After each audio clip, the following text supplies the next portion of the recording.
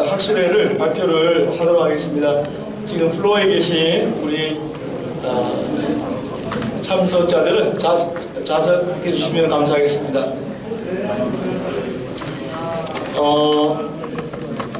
우리가 우리 김용희 목사님 설교 말씀도 있으셨고 우리 김승희 교수 회장님 말씀도 있으셨습니다만은 저희가 500년 전에 우리 하나님의 말씀에 사로잡힌 사람 마틴 루터를 통해서 우리 개신교 종교개혁이 일어났습니다. 로마서 1장 17절 말씀, 복음에는 하나님의 의가 나타나서 믿음으로 믿음에 이르게 하나니 기록된 바 오직 너희는 믿음으로 말미암아 살리라 하는 그러한 말씀을 붙잡고 불굴의 용기로 가톨릭 교회의 비성서적 신앙과 행수를 비판하면서 참된 성경적 교회를 세우기 위해서 노력을 했습니다. 루터의 용기는 하나님과의 교제 가운데서 나온 용기이고 또 예수 그리스도 복음에 대한 확신에서 비롯된 용기였습니다. 우리가 이거 함께 부르던 찬송가 내주는 강한 성이요, 루터가 작사 작곡한 이 찬송가에서 신앙에 기초한 용기와 진실성과 담대함을 잘 우리가 알 수 있습니다. 루터 개신교 종교개혁 500주년을 기념해서 우리 친녕 역사신학회에서 또 우리 학교와 교단 차원에서 학술대회를 개최한 것은 굉장히 뜻깊고 감사한 일이 됩니다. 오늘은 두 번째 세션으로 남병두, 전인수, 안희열 박사님의 귀하신 논문 발표가 있겠습니다. 지금부터 우리 남병두 교수님께서 논문을 먼저 발표해 주시겠는데 순서를 이렇게 진행하도록 하겠습니다. 25분 발표하시고 8분 논찬을 하시고 2, 3분 논찬에 대한 발표자의 디펜스 답변이 있으시고 그 다음에 나머지 세 논문을 다 끝내고 난 다음에 종합 토론 시간에는 플로어에서 질문과 또 우리 발표자의 답변 이런 시간을 갖도록 그렇게 하겠습니다. 우리 남병두 교수님 소개해 드리겠습니다. 박수를 많이 주시면 감사하겠습니다.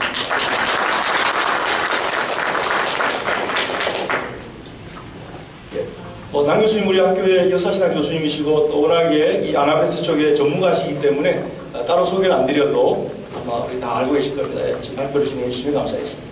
네, 인사드리겠습니다. 아마 다 모를 겁니다. 제가 아나베티스 운동에 관심을 가지게 된 것은 MDU 제가 미국에서 할 때에 1학년 때부터 이제 관심을 갖기 시작했고 제가 박사학위를 이제 교회사 쪽으로 이렇게 선택하게 된 것도 아나베티스 운동과 밀접한 연관이 있었습니다. 이번 기회에 이렇게 논문을 발표할 수 있는 기회를 주셔서 감사드립니다. 가장 이제 관건은 제가 시간 내에 잘 이걸 해야 되는데 좀 어떻게 될지 모르겠습니다. 최선을 다해서 시간 내에 다 하도록 하겠고요. 그러기 위해서는 지금 그 논문 전체를 제가 다 읽거나 이렇게 할 수는 없을 것 같고 중요한 부분들을 제가 조금씩 이렇게 지적하면서 이렇게 이야기를 할 수밖에 없을 것 같습니다. 아나베티스 운동과 관련해서 많은 중요한 어떤 신학 사상들을 이야기할 수 있지만 그 중에 가장 핵심 중에 하나가 바로 이 종교 자유 사상이다 이렇게 말씀드릴 수가 있습니다. 그러니까 자유교회 전통이라고 했을 때 그것은 곧 이제 신자들의 교회를 의미하는 것이고 신자들의 교회를 말하는 것은 곧 국가교회를 거부하는 것이고 국가교회를 거부한다는 것은 어떤 한 사회 안에서 종교에 있어서는 철저하게 하나님께서 주신 양심의 선택에 의해서 이루어진다는 그 사상입니다. 그래서 아나베티스트 운동가들은 처음부터 이 종교 자유 사상을 표방을 했고 그것을 논리적으로 이렇게 풀면서 거기에 대한 어떤 여러 가지 형태의 박해에 대해서 한글을 했다라고 볼 수 있습니다. 동일한 관점에서 17세기의 침례교회도 역시 이 종교 자유를 부르짖으면서 시작됐다라고 말할 수 있습니다. 역시 17세기에 이 침례교들도 신자들의 교회를 표방하면서 동시에 교회와 국가 분리, 그다음에 종교 자유 사상을 표방했었죠. 초기에 많은 지도자들이 바로 이 종교 자유를 부르짖으면서 옥에 갇히기도 하고 심지어는 옥에서 사망하는 그러한 고난을 겪었습니다. 그래서 16세기 아나베티스트와 17세기의 영국의 침례 교인들이 실제적으로 거의 유일하게 종교 자유를 부르짖으면서 많은 고난을 감내했고 또 그러한 고난을 통해서 참으로 귀한 이 종교 자유 사상을 현실 사회에 관철시킨 그런 교단들이었다는 것입니다. 그래서 오늘 이 논문은 16세기 초기 아나베티스트들이 어떻게 이 종교 자유를 주창했는지를 이야기를 하는데요. 가장 중심은 제가 이제 발타자르 후마이라는 사람의 이 종교 자유 사상을 거의 중심으로 그렇게 활용합니다. 앞에 이제 서론에서는 종교 자유의 정의를 이야기했고 이런 것들은 뭐 여러분들이 보시면 금방 아실 수 있는 내용들이고요. 이 서론에서 제가 좀 한 가지 먼저 지적하고 싶은 것은 이 종교 자유가 일반적으로 어떤 그 근대 사회가 시민의 자유를 얻어가는 시민의 권리를 얻어가는 가운데서 가장 먼저고 핵심적이었다는 것입니다. 1791년에 미국 독립헌법 수정안이 어떤 권리장전이 나왔을 때 그 권리장전이 10항으로 되어 있었는데요. 그 10개항 중에서 가장 첫 번째 1차 수정안이 바로 이 국가와 교회 분리, 그 다음에 종교 자유에 관한 조항이었습니다.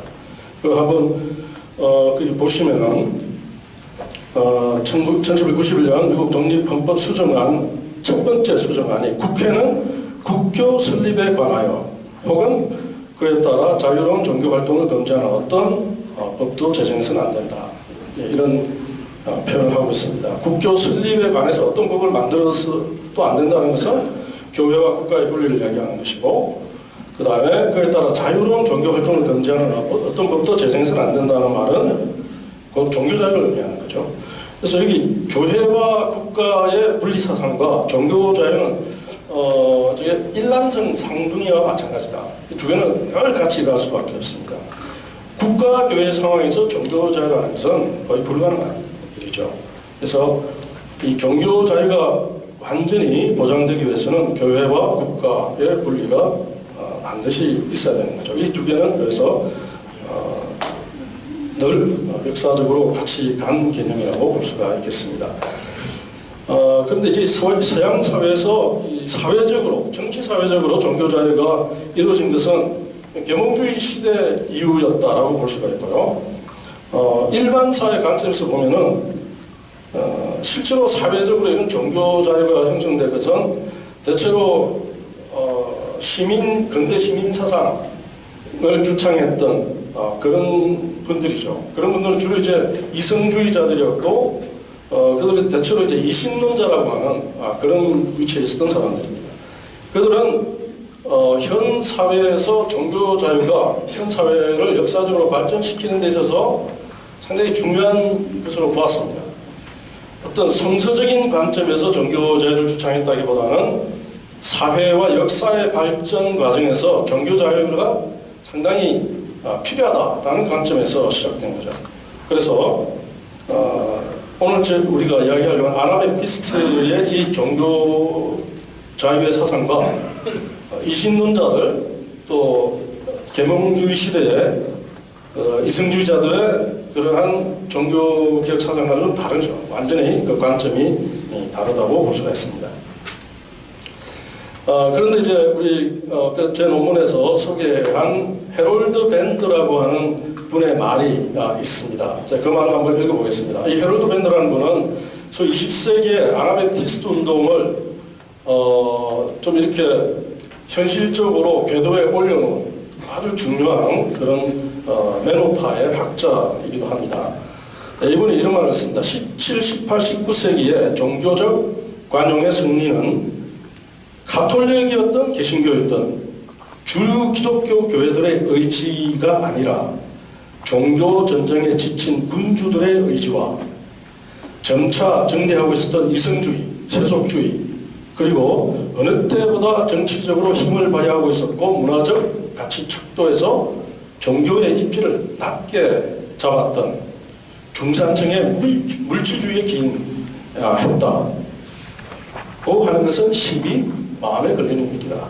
이 종교 자유의 개념이야말로 성서적인 개념이고 성서적 우리의 신앙에서 충분히 나올 수 있는 그런 개념이고, 교회가 사회를 선도하는 입장에서 오히려 종교 자유를 주도를 했었어야 되는데, 실제로 주류 기독교 그 진영들에서는 하지 못했다는 거죠.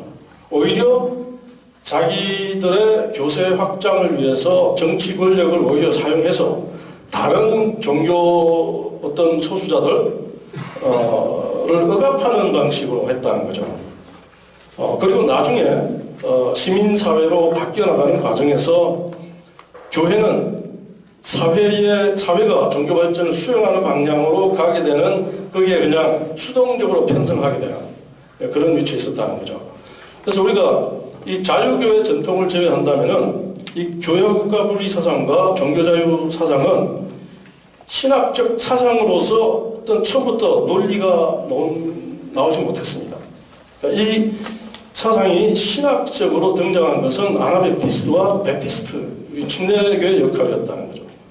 그런 점에서 이 자유교회가 현대사회의 종교자유를 이야기할 때 그나마 기독교의 어떤 역할을 이야기한다면은 종교 자유를 주창했던 바로 이 아나베프티스트 그리고 침례교인들이었다, 이렇게 말씀을 드릴 수가 있습니다. 저희 그 서론에 보시면은 제가 기독교 역사를 조금 이렇게 이야기하면서 우리 기독교는 박해를 당했던가 아니면 박해를 했던가 항상 박해와 연관된 종교였다, 이렇게 제가 말씀을 드릴 수가 있습니다. 첫 300년간 우리가 박해를 받았죠. 300년 지나고 콘스탄티누스에서 이제 로마 제국의 주류 종교가 되기 시작하면서 기독교는 곧바로 박해자가 됐다는 것입니다. 그래서 기독교 이외 이교도들을 박해하기 시작했고, 같은 기독교 안에 다른 어떤 이단이나 어떤 분파주의자들을 곧바로 박해를 했다는 거죠. 여기 이제 313년에 우리가 밀라노 칙령에서 로마 제국 안에서 이제 어떤 종교 자유가 이제 허용이 됐었는데, 4년 뒤에 기독교 황제의 군대가 북아프리카로 이렇게 보내져서 거기에 도나투스파, 기독교의 한 그룹이죠. 도나투스파를 진압하는 그런 모습을 보여줬다는 거죠. 그래서 기독교는 박해가 끝나자마자 거의 곧바로 또 박해자가 됐다는 것입니다. 그리고 우리가 중세에 우리 교회의 역사를 보게 되면은 항상 교회는 다른 종교 아니면은 같은 기독교 진영의 또 다른 분파나 이단이라고 판정된 사람들에 대해서 세상의 힘을 가지고 그들을 탄압하고 억누르는 그런 모습을 보여줬다는 것입니다. 종교개혁기에 와서도 마찬가지라는 거죠. 제가 이제 계속 자유교회 전통을 우리가 이야기를 해왔는데, 종교개혁기에도 이제 우리가 오늘 마르틴 루트를 또 종교개혁자로 우리가 높여야 되고 그의 어떤 공로에 대해서 충분히 우리가 평가를 해야 되지만, 루트를 포함해서 주류 종교개혁가들은 교회와 국가의 분리를 하지 못했고요. 그 다음에 종교 자유를 주장하지 못했습니다. 그래서 종교개혁에 그렇기 때문에 아나베프티스트들이 카톨릭 지역에서는 카톨릭 군주에 의해서, 또 개신교 지역에서는 개신교 군주에 의해서 늘 박해를 받았고, 그 결과 이제 아나베프티스트들이 엄청나게 많은 박해 순교자를 낼 수밖에 없었다는 것, 제가 좀 이야기를 했습니다. 자, 그런데 우리가 이제 앞에서 보면은 우리가 일반 사회에서는 대체로 근대 사회가 형성되어 가는 과정에서 이런 이성주의자들과 이신론자들, 이런 정치 지도자들이 거의 이 종교 자유를 일반 사회에서 이제 작동할 수 있도록 그렇게 법안을 제정하고 했던 그 그것을 제가 말씀을 드렸는데 이미 16세기부터 우리 그 자유교회 전통에 있는 이 아나베티스트들이 이 종교 자유를 주장했는데 그 종교 자유를 주장한 것을 보면은 우리가 완전한 종교 자유라고 할 수 있는 그런 주장을 했습니다. 어떤 기독교 진영 안에서의 문제가 아니고 전체 사회 안에서 다른 종교들까지 다 자유가 있어야 된다고 주장했고 또 심지어는 무신론자가 될 자유도 있다 이렇게 또 이야기를 했죠. 그래서 완전한 종교 자유를 주장한 것이 이제 가장 초기 아나베티스트들에서 시작이 됐고요. 여기서 이제 가장 선두주자가 바로 이 논문에서 주로 다뤘던 이 발타자르 후마이라는 사람입니다. 발타자르 후마이는 1525년 봄에 아나베티스트가 되었던 분인데 이거는 이제 1522년부터 해서 발스루트라는 곳에서 서서히 이제 개혁의 방향으로 이렇게 원래는 카톨릭 사제였는데 개혁자로 이제 등장하게 되면서 서서히 처음에는 루트의 종교개혁, 그 다음에는 스빙글리의 종교개혁에 관심을 가졌다가 결국 1525년경에는 이제 아나베티스트 종교개혁가로 이렇게 나오게 됩니다. 근데 이 발타자르 후마야가 1525년에 아나베티스트 되기 직전 1524년에 이제 그 썼던 논문이 있습니다. 그러니까 이단과 그들을 불태운 자들이라고 하는 그 너무 아주 짤막한 그러한 문건을 통해서 어떤 부분적인 그런 종교 자유가 아니고 완전한 종교 자유를 주장했다는 점에서 이 16세기에 이 완전한 종교 자유를 주장한 가장 최초의 인물이 바로 이 발타자르 후마이라는 사람이다라는 것입니다. 그래서 오늘 이 논문에서 주로 이분의 사상을 제가 다루려고 합니다. 이제 그 다음 장으로 우리가 좀 넘어갔어요. 이제 초기 아나베티스트의 상황과 종교 자유라는 제목으로 그 가장 초기에 1520 아까 우리 김성진 교수님께서 1520년 1월 20일이 중요한 날짜다 이렇게 말씀하셨는데 그것이 이제 아나베티스트들이 태동했던 때인데요. 그때 그 운동을 태동시켰던 가장 중요한 초기 지도자 두 사람이 콘라트 그레벨이라는 사람과 펠릭스 만츠라는 분입니다.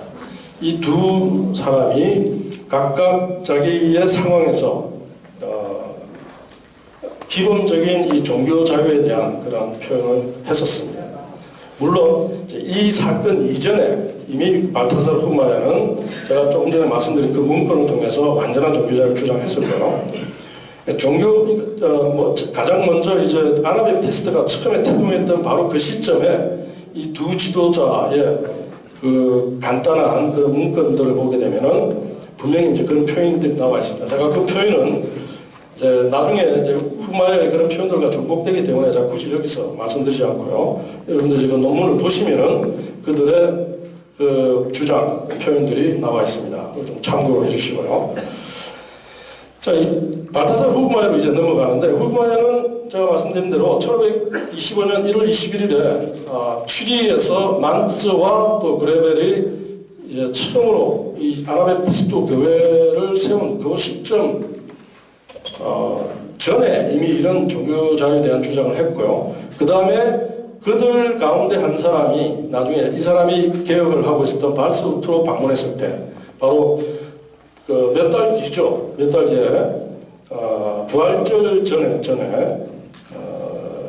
그 당시에 그 로이블린이라고 하는 사람을 통해서 이제 침례를 다시 유아세를 거부하고 침례를 받음으로써 아나베티스트 개혁가로 전환됐다고 볼 수 있습니다.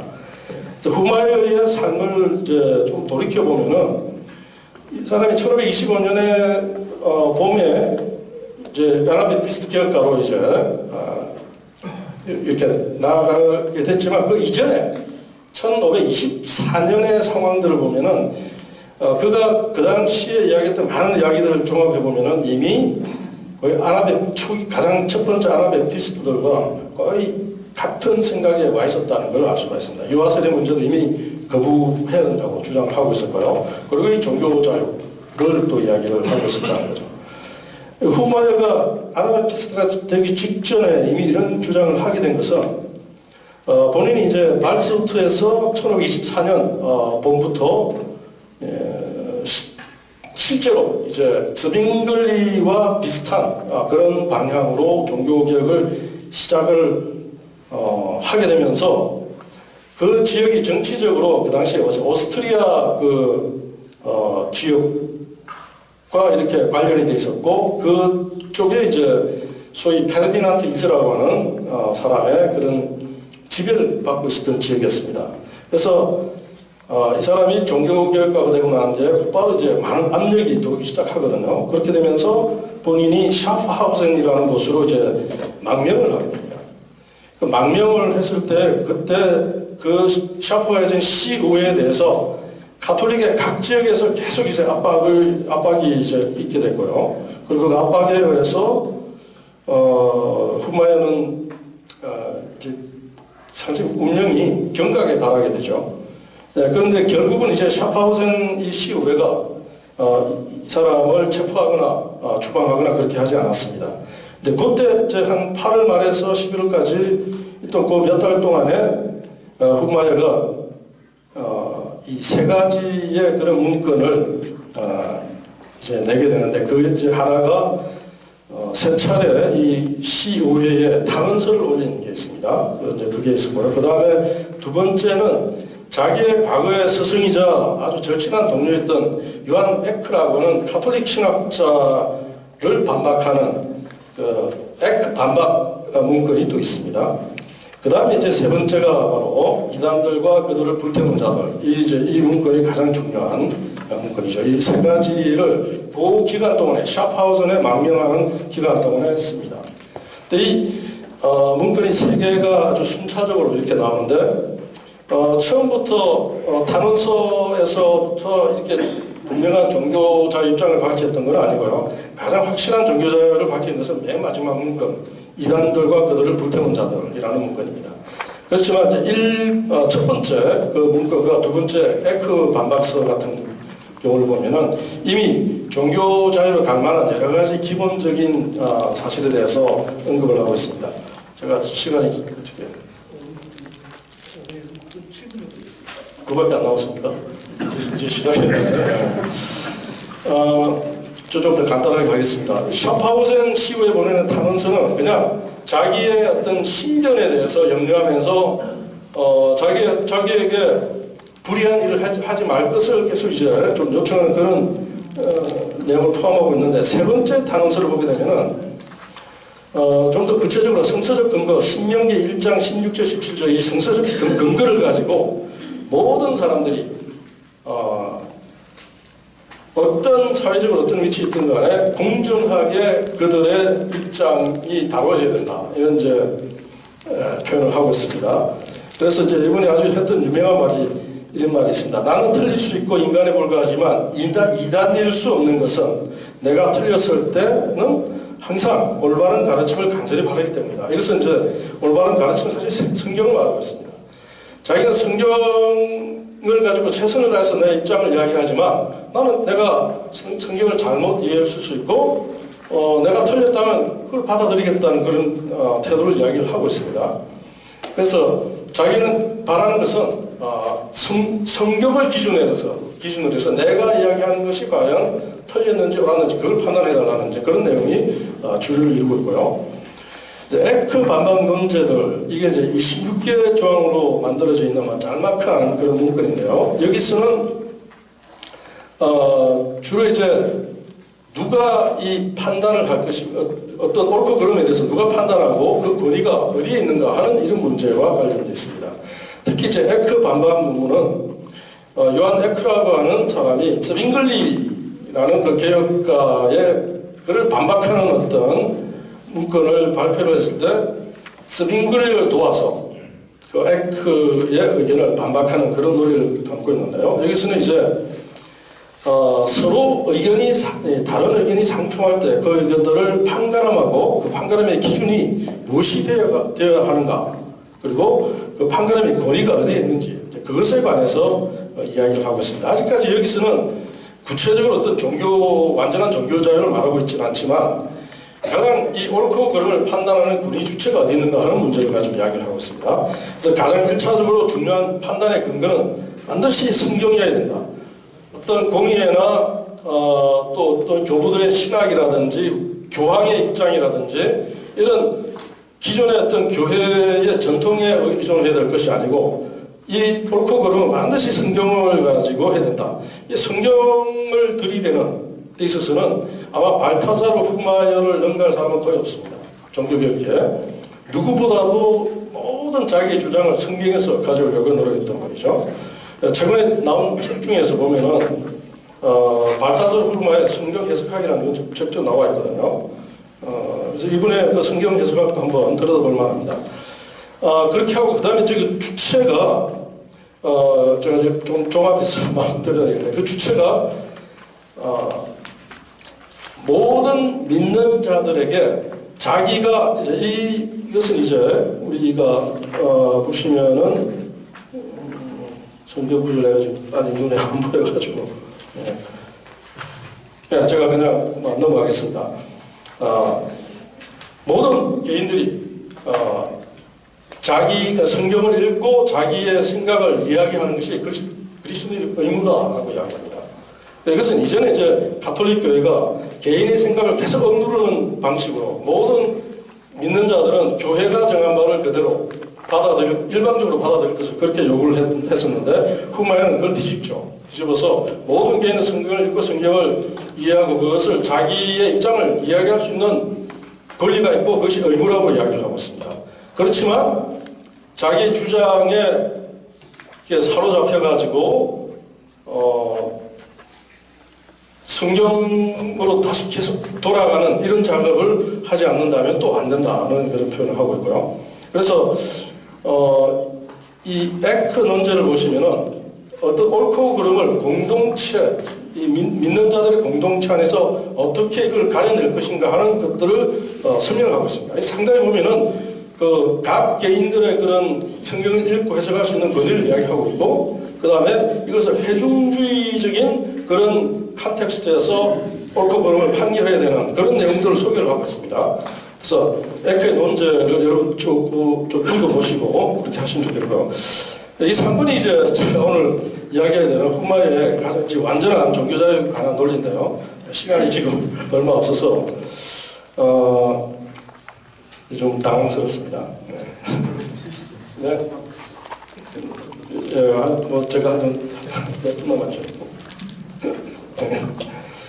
네, 우선 3분 남았습니다. 네, 이단과 그들을 불태우는 자들, 이 논문을 보시면은 1차적으로 이제 이단을 어떻게 정의하냐면은 성서에 터무니없이 저항하는 사람들이라고 했습니다. 이건 누구를 포함하면 교황과 공의회와 모든 다른 교부들의 이런 신학들도 자기들의 입장에서 어떤 주장을 할 수는 있었지만 만약에 성경의 빛에 비추어서 그들이 틀렸으면은 그것을 인정하고 성경의 권위를 받아들여야 된다는 거죠. 그걸 하지 않는 자들이 이단이라는 것입니다. 지금 현재 자기가 생기는 성서적인 그러한 그 개혁가들의 주장을 이런 가톨릭의 교권이 자기들의 교권을 내세워가지고 그것을 탄압하고 박해하는 것 자체가 이단이다. 이렇게 지금 뒤집어서 이야기를 하고 있습니다. 그래서 모든 경우에 이 판단의 근거는 이제 성경에서 와야 되는 것이고, 자기의 주장을 할 수는 있지만 그 주장은 항상 성경의 권위에 복종을 해야 된다. 항상 성경의 빛에 비춰서 자기를 성찰해야 되고, 그래서 그렇게 한다면은 지금 내가 잘못된 주장을 하고 있다 하더라도 그 사람은 이단이라 할 수 없다는 거죠. 지금 현재 자기가 성경에 비추어 잘못 주장을 하고 있더라도 늘 성경의 권위에 순종을 한다면 언젠가는 성경의 깨달음으로 올 수 있다는 거죠. 그래서 이제 그런 주장을 하고 있는 것이고, 그다음에 5항 이게 이제 36개 항으로 있는데 5항과 6항을 보게 되면은 곧바로 이제 이단을 어떻게 대해야 하는가 하는 문제를 가지고 논의를 하고 있는데, 특별히 이제 그 알곡과 가라지 이 논쟁을 이야기합니다. 이게 이제 매우 유명한 논쟁인데요. 과거에 이제 도나투스파나 노바티안파 이런 사람들과 기존 교회와의 어떤 그 논쟁 가운데 순수 교회에 관한 그런 논쟁에서 이게 나왔던 그런 논쟁인데요. 이 알곡과 가라지 비유가 기존 교회의 입장에서는 항상 이 알곡과 가라지가 있는 밭을 어떻게 보느냐 하는 관점과 매우 이제 중요한 그런 그 관련이 있습니다. 성경에서는 예수님께서 이 비유를 하시고 그 다음에 알곡과 가라지가 함께 공존하고 있는 그 밭이 세상이라고 표현하셨거든요. 그래서 아나베티스트 특히 우마의 이 표현에서는 이 밭이 바로 세상이라는 거죠. 세상 안에서 알곡과 가라지를 그냥 내버려 두고 가라지는 예수님께서 심판 때에 그걸 가려내시고 불태우실 거라는 거죠. 그래서 이단이나 잘못된 사상들이 있다 할지라도 그 세상 사회 안에서는 내버려 두라는 것입니다. 그렇지만 아나베티스트는 신자들의 교회라고 하는 순수한 교회를 지향하는 그런 교단이기 때문에 교회의 관점에서는 철저하게 알곡만이 있어야 된다는 거죠. 이 교회에 가라지가 있다면은 마태복음 18장 15절 이하 그 말씀 제가 설명하지 않겠습니다. 그 말씀에 근거해서 순수한 교회를 유지해야 된다는 것을 주장하고 있죠. 그래서 교회는 알곡만 있어야 되지만 세상에서는 알곡과 가라지가 같이 공존하고 있고 예수님의 심판 때까지 내버려 두라는 그런 말씀이죠. 그런데 이제 과거에 이 가톨릭의 전통을 보게 되면 이 밭을 교회라고 생각하는 거예요. 그래서 순수한 교회를 주장하는 분파들을 탄압하는 하나의 구실이 되었습니다. 얘들은 이제 순수한 교회를 주장하고 교회의 어떤 불신자도 허용하지 않는다는 그것을 이제 공격하는 수단으로 이 비유를 썼다는 거죠. 그래서 후마에는 그것을 또 뒤집고 있습니다. 뒤집고 이 밭을 곧 세상을 의미하는 것이고 이 세상 안에서 불신자들 내버려 두라는 거죠. 그런 식으로 성경을 다 근거로 해서 이야기를 하고 있습니다.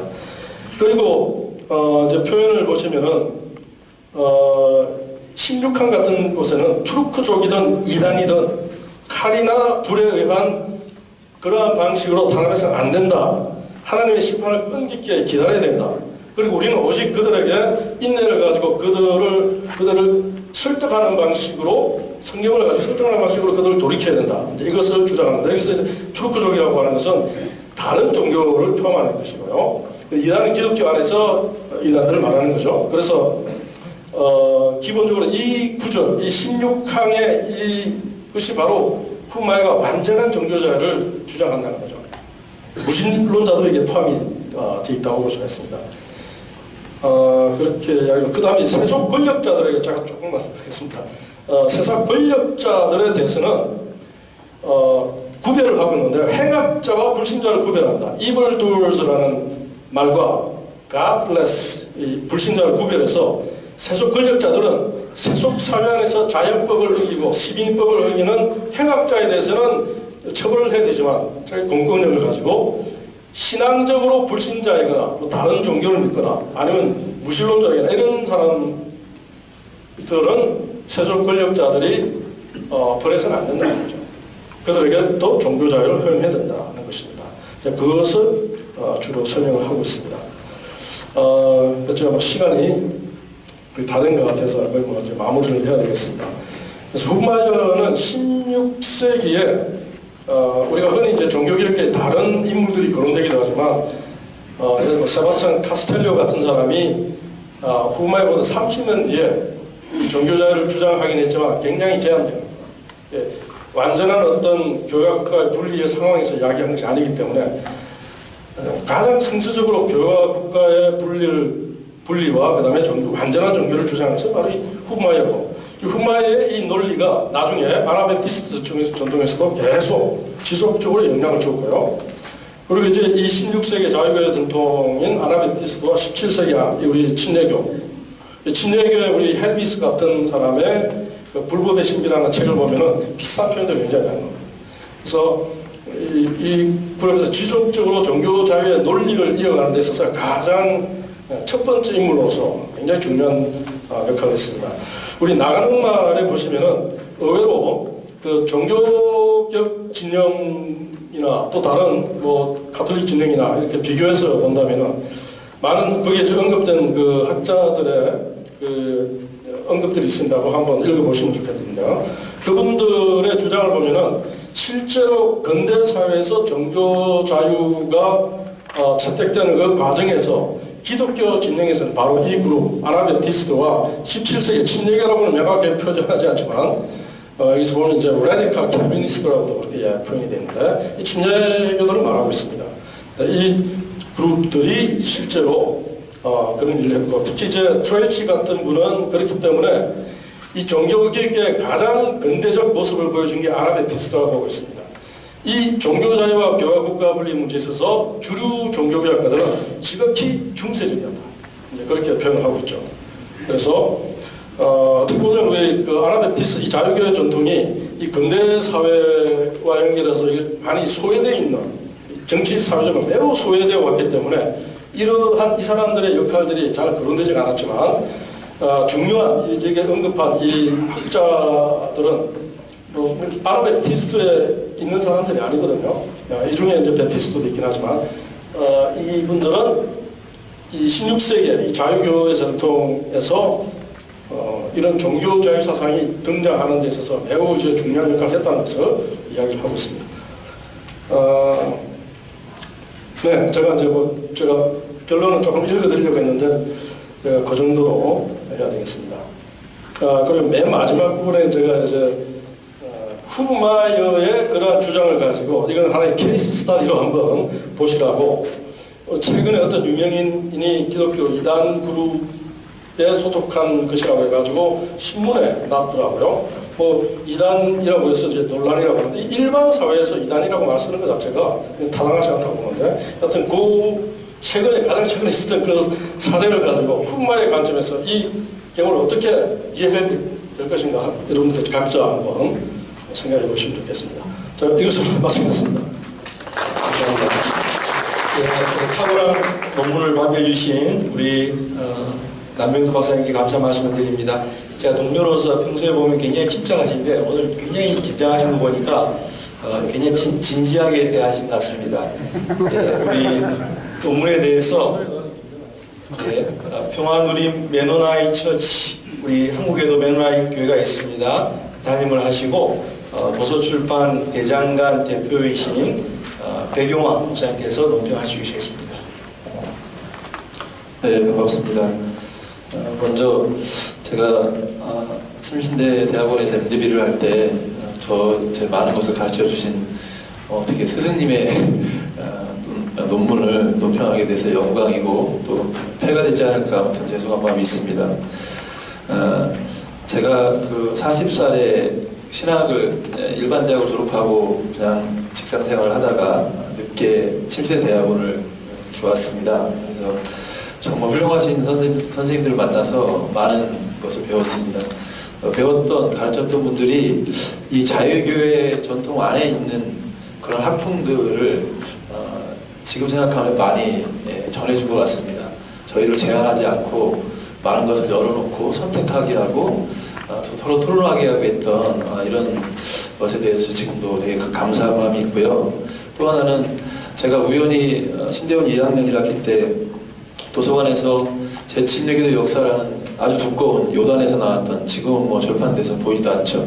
복사한 책 같은 그런 책을 보고 얼마나 울었는지 몰라요. 순교자들의 이야기인데 그것을 계기로 해서 아나베티스트를 알게 되고 여기 계신 저기 신목사님도 계시고 몇 분들과 같이 공부를 몇 년을 같이 했습니다. 그렇게 하다가 올해 이제 메노나이트 교회에서 목사 안수를 받게 됐고요. 한국에는 4개의 메노나이트 교회가 있습니다. 그래서 아무튼 아마도 자격이 많이 모자란데 아나베티스트 이야기도 하고 대장간에서 여기에 관련된 책을 한 40여 종을 냈기 때문에 아마 초청해주고 이 무거운 것을 맡기지 않았나 생각이 듭니다. 제가 준비한 것을 좀 부족하지만 읽어나가겠습니다. 일반적으로 신학자들의 연구와는 달리 교회 안에서 종교의 자유를 논할 때 배타적인 것이 현실입니다. 종교를 가지지 않은 사람이나 다른 종교를 가진 사람들을 웃으며 대하는 이유의 최종 목적이 자신들의 교리를 전하고 전도하는 것이기 때문입니다. 여러 번 온화한 모습으로 대화를 하다가도 갑자기 상대를 설득하지 못하면 언제 그랬냐는 듯 아무 상관없는 대상으로 치부하는 일이 많습니다.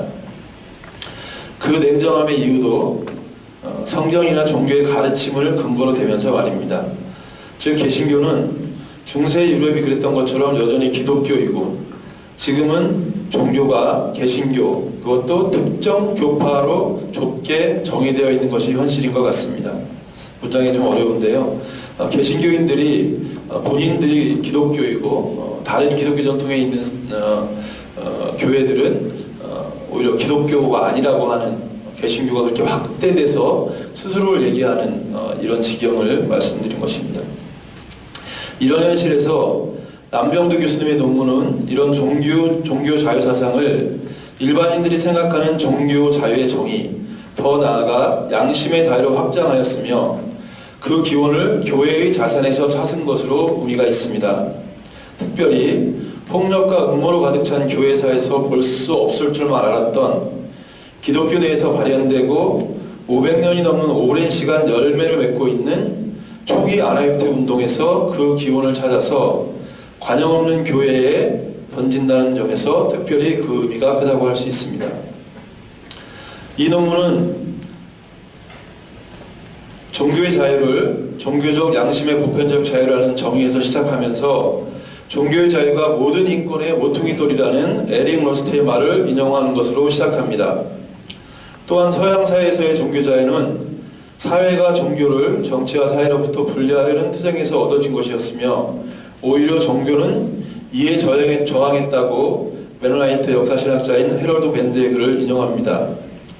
현실적으로 보면 저희 아는 많은 분들이 중국이나 중동으로 선교를 나갈 때 종교의 자유가 없어서 힘들다고 말을 하지만 정작 한국 땅에서는 다른 종교들이 들어오거나 자리를 잡는 것에 대해서 그들의 자유를 배제하는 일에 앞장서고 있는 것도 부정할 수 없는 사실인 것 같습니다. 그리고 종교의 자유가 기독교 신앙의 본질이며 이를 이해하고 실천한 시작이 아나베프트 지정에서 나왔으며 후브마이어의 새 문서를 통해서 설명하고 있습니다.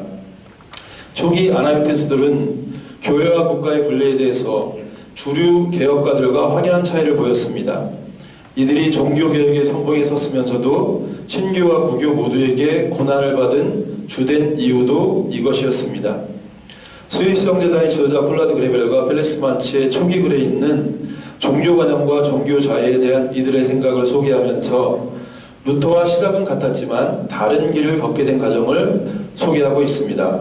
후브마이어가 쯔빙글리와도 유아세례와 정교분리 부분에서 차이를 보였기 때문에 개혁의 동지로서 더는 함께 할 수 없게 된 것도 소개하고 있습니다. 후브마이어의 종교자유 사상은 샤프하우젠 시에 보내는 세 번의 탄원서에서 일관되게 등장합니다. 후브마이어는 잘잘못을 가리는 재판 과정에서 강제와 강요가 아닌 관용과 자유함의 방법으로 자신의 입장을 밝히고 있습니다.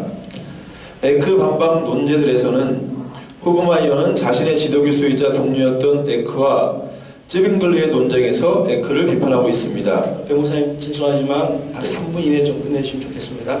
예. 예, 알겠습니다. 예.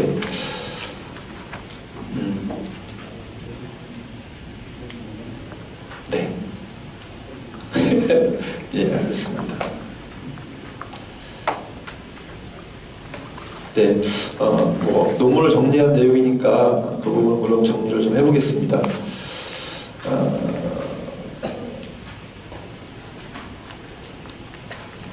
네, 교수님 말씀대로 아쉬운 점부터 읽어보겠습니다.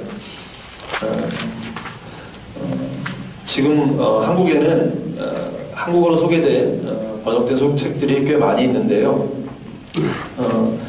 여러 편의 논문들을 봤는데 신자들의 교회나 자유주의 교회에 대한 것들 중에 그것을 다룬 논문들을 많이 참고하였지만 사실은 여기에서 나온 1차적인 이야기들의 논문들의 참고는 많이 좀 볼 수 없었습니다. 그것이 좀 아쉬웠고요. 만약에 그 내용들을 좀 더 참고한다면 종교의 자유가 자신의 신앙은 물론 타인 혹은 타종교, 적대자일지라도 그들의 자유까지 말하고 그 사상이 원래 있었던 것이 아니고 그들의 그 말했던 내용 때문에 그것이 지금 전해지는 것이 아니고 그 말했던 대로 살았던 500년 동안 살고 지금도 살고 있는 그들의 삶 때문에 거꾸로 올라가서 그 사상들이 전해진다는 것도 좀 드러났으면 하는 마음이 좀 있었습니다. 제가 드리는 짧은 제안은요,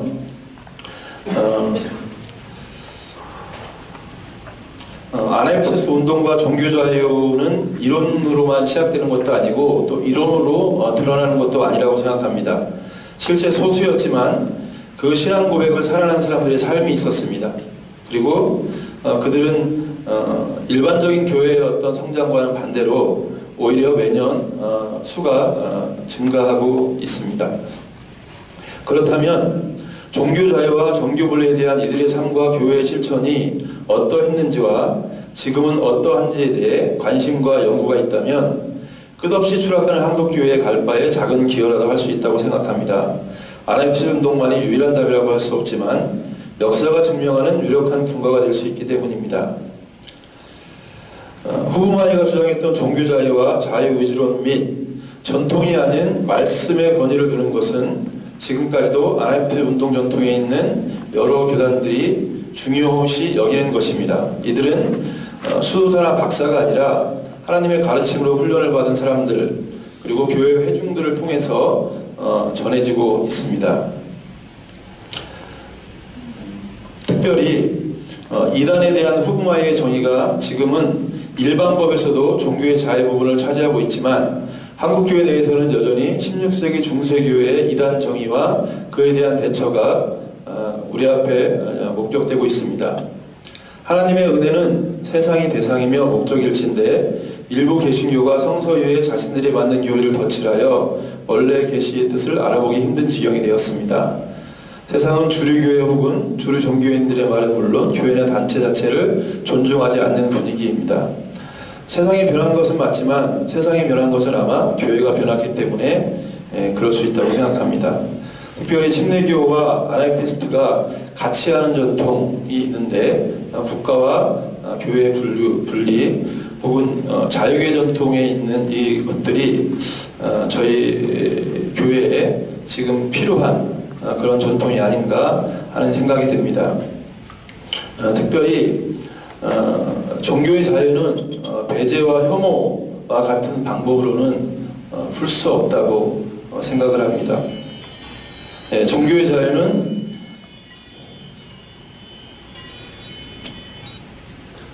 죄송합니다. 종교의 자유는 사회에서 우리에게 사실 준 것이고 세속이 싸워서 지금 우리가 누리는 것입니다.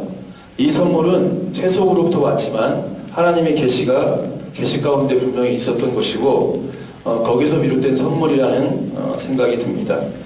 교회사에서 그리고 아나이프스 운동에서 자유교회 전통에서 여전히 많은 것들을 발견하고 배웠으면 하는 바람이고 좋은 논문, 귀한 논문 감사합니다. 혹시 논문에 대해서 교수 말씀 잠깐 하시죠. 그렇게 별로 비판하지 않아가지고 이게 책이 벌써 한 100여 권 정도가 번역됐다는 것은 제가 보고 좀 놀랐습니다. 이 정도로 많이 있었는지는 몰랐고요. 제가 이제 미국에서 이제 공부를 하면서 그때부터 이렇게 영어 자료를 주로 사용을 해왔고 좀 배우던 그런 자료들을 사용했기 때문에 최근에 이렇게 나온 번역서들에 그렇게 많이 주목하지 못했습니다. 제가 시정하도록 하겠습니다. 그리고 제안들은 저도 아주 거의 전적으로 공감을 합니다. 예, 이상으로 우리 남병 교수님 또 배용화 목사님께 격려의 박수, 감사의 박수 부탁드리겠습니다. 감사합니다. 곧바로 두 번째 논문 나중에 질문, 플로어의 질문 한꺼번에 세 논문을 다 발표한 다음에 그렇게 하도록 하겠습니다. 바로 논문을 발표하도록 하겠습니다. 두 번째 논문은 우리 전윤수 박사님